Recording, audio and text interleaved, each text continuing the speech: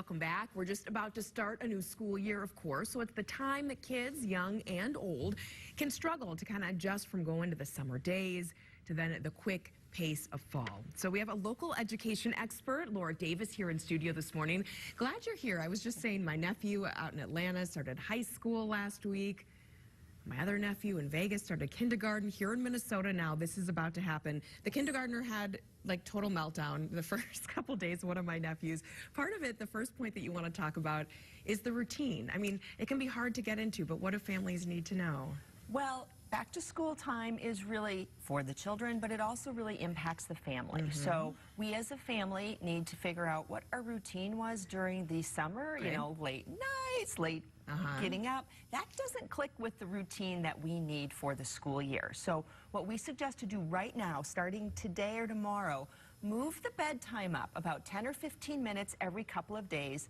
Move that wake time up 10 or 15 minutes every couple of days. So as you ease into the next week or two, when that school bell rings, that at least we're ready to wake up at that time and we've got our body clock adjusted. So the routine is really important. If you've had a summer babysitter or nanny or grandparents who are working with the children during the summer, let them know too. We're really trying to think a little bit more about a routine. So let's have lunch at the same time every day. So the body is adjusting. Body's adjusted. So this might lend more to some of the older students, maybe not the kindergartners necessarily, but homework. That's an adjustment as well. Forget the school day. When you get back home, you got stuff to do sometimes. Absolutely. And our brains have not been firing that way, right? Our brains have been thinking a lot about how many hours of Fortnite do I have to play. So we need to get our brains thinking a little bit differently. So for the lower school kids, pull out some flashcards. Do some things like that that get them tactile, thinking again about numbers, about letters. Middle schoolers and high schoolers, there's great information online. You can pull out some worksheets.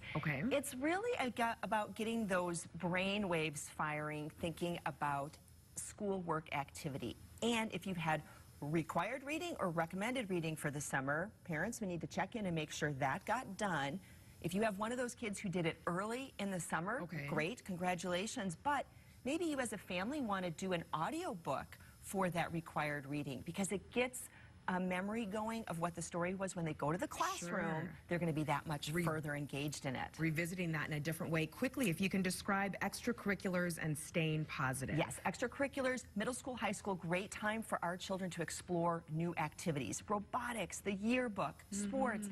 But think as a family, is this going to fit into, or how does it fit into our overall schedule? Can we do the pickup? Are we available on the weekends? So extracurriculars, really great activities for our kids to do. And in the whole scheme of things, we want to stay positive. At College Nannies, Sitters, and Tutors, our mission is building stronger families. And the way that we see that can really happen around the school year is family meal time together. Dinner time and having very specific questions. Tell me what happened in science today. What would you do over if you could have the day again?